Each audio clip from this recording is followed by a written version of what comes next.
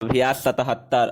उपसभा अध्यक्ष जी, मैं उन सदस्यों में हूं जिनकी अपनी राय है कि यदि चुनाव समय पर हो जाते तो सत्ताधारी दल के पास में होते और देश में तरह तरह की भ्रांतियां भी उत्पन्न हुई होती। मैं श्री खुर्शीद आलम खां की बात से भी सहमत हूं कि आज यदि चुनाव होता तो इस चुनाव का निर्णय सत्ताधारी दल के पक्ष में ही जाता, लेकिन फिर भी मैं नहीं कह सकता कि किन मित्रों की राय से यह निर्णय लिया गया कि चुनाव की अवधि 1 वर्ष के लिए बढ़ा दी जाए। इस 1 वर्ष की अवधि को बढ़ाने के लिए जैसे आज ही प्रातःकाल विधि मंत्री श्री गोखले ने युक्तियां दी थी और अभी यहाँ बैठे हुए और कुछ मित्रों ने दोहराई भी थी कि हमने जो विकास और प्रगति के कार्य प्रारंभ किए हैं उनमें किसी तरह की रुकावट न आए।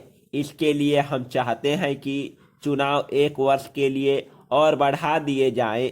लेकिन मैं अपने मित्रों से हृदय पर हाथ रखकर यह पूछना चाहता हूं कि जो लक्ष्य आपने विकास का तय किया है, जो गति है और जो सीमा तय की है, क्या 1 वर्ष उसके लिए पर्याप्त है? चुनाव का 1 वर्ष बढ़ा दिया जाएगा तो सारे विकास के लक्ष्यों को आप पूर्ण कर लेंगे, या 1 वर्ष और बढ़ा दिया जाएगा तो प्रगति की अंतिम सीमा तक पहुंच जाएंगे?